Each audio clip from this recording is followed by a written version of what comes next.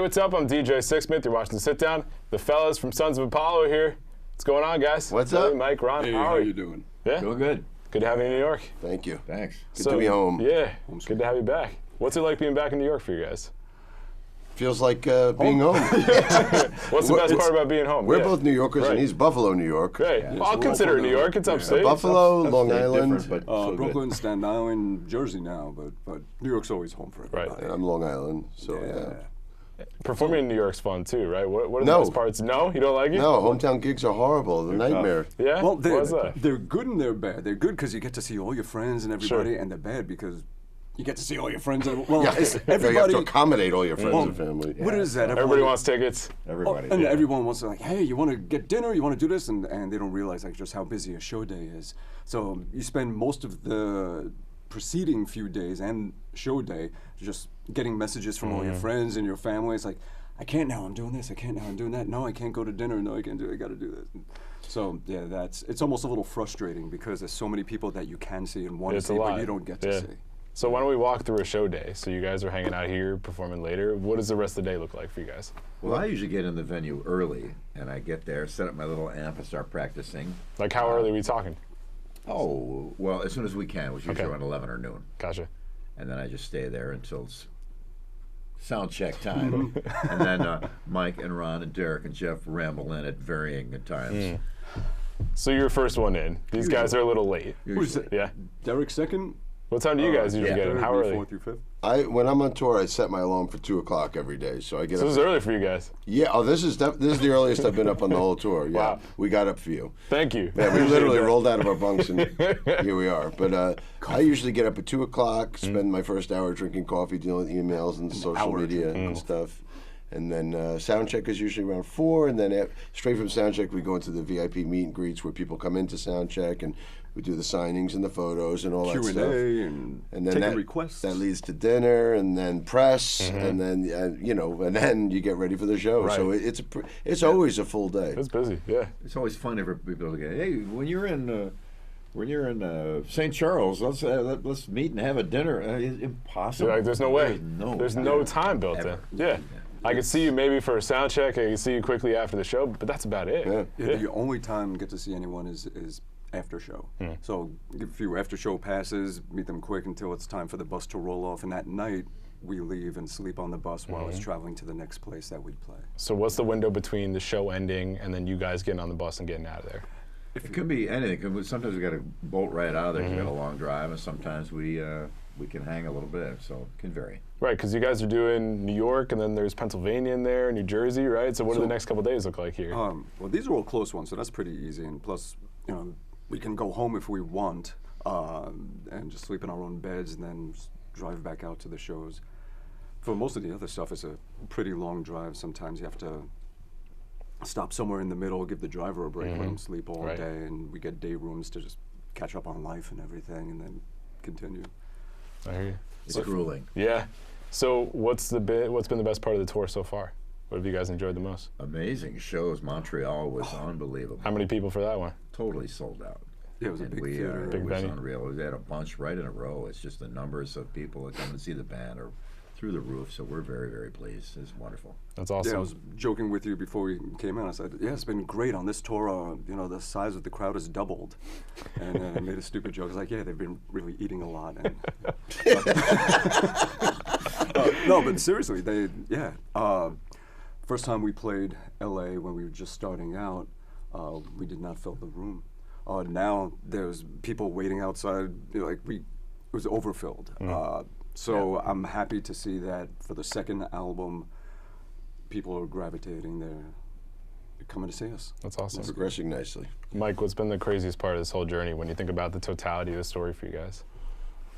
Well, I mean, this band started a couple years ago. It was just an idea of a bunch of guys. Actually, I mean, to me, this was the dream lineup for this band, and I kind of was the one that knew all the guys I wanted, and luckily everybody was into it, and we got the dream lineup together. So it started with an idea of what could these 5 guys do together. This was like the dream team for me. And what kind of music could we make together? I knew we would all perform well together, but what would the music sound like? and it's been great. I think now with 2 albums, I think we have really established a bit of a style and a sound to the band, and now that we've done a full world tour together from the first album, we've kind of spent a lot of time meshing with each other, and now it's comfortable. Now this time around, it's like Bumblefoot just said, it's getting bigger and better each and every show. So yeah, it's progressing very nicely. That's awesome. Billy, what's the biggest difference between this album and the last album, in your opinion? Well, I think after we toured together for so long, it always happens with a band that you become more finely woven together artistically and personally as well. So this album, I think, is just more cohesive as far as including everybody in the band and being a single unit as opposed to 5 guys. Not that the first album was. The first album, we got it together very well. I was very, very pleased and surprised that it did sound so cohesive. And we did great on that first record, but now even more so, I think. Especially, it's, I think, attributable to being on the road, on a bus in Europe, in South America, in Japan, and all over the USA, and a million other places. That really does create kind of a thing with a group of people. Now we get together and work on things. Even if we're just in sound check, we know each other, and music comes together better and faster and is more finely pointed, I think. Yeah, I think that goes a long way. I mean, first of all, Bumblefoot's a great nickname. Can we just establish that, first of all? Secondly, you've been all over the world and played with a bunch of different people. What sticks out to you about this whole journey here? Well, every band is different. You're in the trenches, have different experiences together and everything. Well, we all do have a lot of history together, all of us. And it was like a bunch of friends that said, hey, let's just get together and do this. Oh, what is it about this one? I don't know. I gotta say, this band is some serious characters, and I'm not excluding myself from that. We have, you can't say strong personality because it sounds like a cover-up for being a douche, and that's not the case. That really is not the case. But how about some wild characters? Can we say that? That's a good way to say it. Yeah. Like each person has so much personality, we could truly be a cartoon, a comic book, something. Is there like a low-key person in the group, or are you guys all that way? No, actually, no. Well, maybe. I don't know. I don't think so. No. No. Not at all. Yeah, usually every band has at least one guy that's quiet, but no. Because it's really interesting, when bands come in here, it's usually like 1 or 2 people that do all the talking. You guys are all talking, which is awesome, because I like when it's all 3 of you talking as opposed to 1 person telling the story. Yeah, that is true. Yeah. It's like 5 frontmen. Yeah, it's like that on stage too, but I think that's the great thing about this band. It's like a 5-ring circus. You come see us live, you're going to be entertained no matter who you're watching. And not only you're not going to be not only entertained, in terms of sonically and musically, but visually as well. So yeah, we have fun. Yeah, we joke around. We're always just little things, making each other laugh, or just giving each other a look or something. Like there's just that thing now. Like after being in the trenches, we've done a lot in a short amount of time. Like, we all have other bands and things that we do. Yet we put out the first album, we toured all over the world, we put out the live DVD Blu-ray with the orchestra and the choir, we did the EP with acoustic versions and Spanish singing. Wow, you we guys have have a second a lot. album out. So pretty good. I like it. What has pretty good. What's been the biggest challenge for you guys in terms of cutting through? I mean, this genre is obviously pretty popular, it's pretty stacked. How have you guys separated from everybody else? Well, we just try to do our best, and I think the 5 components we have are very strong, if I may say so myself. Guitar, bass, drums, lead vocals, keyboards. We got people manning those positions that are pretty solid. So I think that gave us such a great foundation on top of it. And people know us from from different things. We got people in the audience that are all kinds of fans from. All different chapters, right? All different chapters of all of our lives. And that's a nice cross-section of people. And it's interesting that they are into most everything we do. So the audience has had a huge factor on inspiring us and moving us forward, knowing that people really are digging it and really do like it. That's very satisfying. Yeah, for sure. I think it's interesting to get you guys at this point because the first album was great. The second album, there's the expectation of delivering once again. So, Mike, how did you guys kind of think things through, and what were the goals with this album? Well, usually the difference with us and making a second album, as opposed to most bands, like all of our first bands, you know, my first band was Dream Theater. So in that case, there's that saying where you have your entire career to prepare for your first album. So like in Dream Theater's case, we literally had 7 years of existence to prepare for that first album, and then the second album, you have, you know, you have 3 months to prepare for the second album. In the case of this, we were all, you know, 30 years into our careers when we put this thing together. So there really wasn't much of a difference between the making of the first record and the second record. It wasn't like we had years and years and years leading up to that first record. You know, we kind of got together and wrote it, recorded it, and we did the same this time around. Yes. But please. Well, no. I mean, so it's a little bit different than when you're a young band starting out, you know, when you make your first record. This first record for us was like an experiment. We got together, we tried it, and it worked. So we made a second. But what were you going to say? Jump right in. I'm just kind of thinking, and I guess my face has a thinking face right now. I'm just thinking about how, like, at this point, we know who we are. And it's not like we have to find ourselves and figure out, like, we can just openly this is what I do, this is how I do it, this is how I express myself, and we all do that, and it comes together. And the salt is a good salt, the pepper is a good pepper, the cayenne is a good cayenne, you put it all in the bowl, and this is what you get. I always say that's what I love about bands, and that's what people love about bands, and especially rock music, where it's predominantly bands. Every single band, whether it's Kids in the Garage or some band that's been around for 40 years, there's only one of a kind in existence that will ever be. It's those individual ingredients of those people that make it what it is, and every single band is special. So we just be who we are, and that's what every band should do, is just be truly who you are. Be authentic, be genuine, and don't worry about anything else, and just be together and do what you do, and let everyone be the most of themselves that they are, and you'll get, you know, a good whole that's even greater than the individual parts together. Yeah, good words to live by. Why don't we go down the line here? Favorite music experience you guys have had, whether it's performing as a fan, what pops out to you guys all these years in music? Geez, I've had a lot of years, so it's hard to think. It's like trying to funnel everything. I've been very lucky to have some great success, you know, being in rehearsals with David Lee Roth, and we're singing I'm on Fire by Van Halen, and we're singing background together, and at that point I realized I'm in a band with David Lee Roth. It took me a while to come home.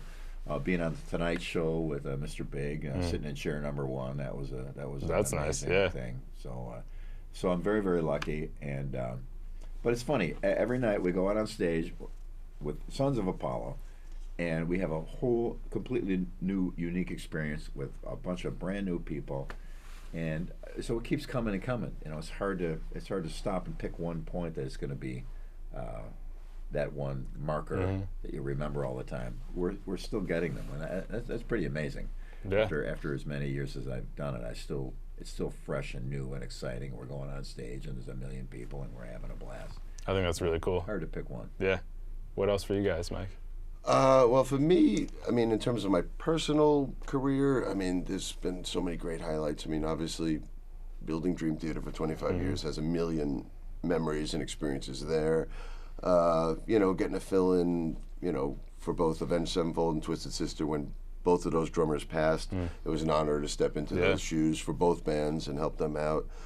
But yeah, I mean, it's just, there's been so many things. As far as for me with Sons of Apollo, my favorite memory of us of what we've done so far is the show we filmed in Plovdiv on our last Blu-ray. It was just one of those evenings where all the stars aligned. It was a beautiful night in this beautiful old ancient Roman amphitheater. We were playing with an orchestra and a choir and doing all these special cover songs, everything from Zeppelin to Queen to Rainbow to Van Halen. I mean, it was just a really great night. So for me, in terms of my favorite Sons of Apollo memory or experience, that would be the highest one for me so far. But I like it. Hopefully still more to come, right?